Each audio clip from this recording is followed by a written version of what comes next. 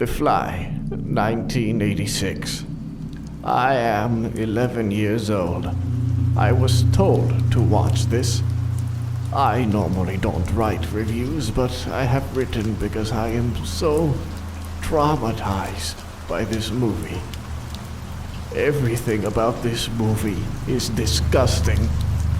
The jaw being pulled off, the fingernails having goo out of them, and the vomit. I say you should be at least 21 to watch this. You will be traumatized otherwise.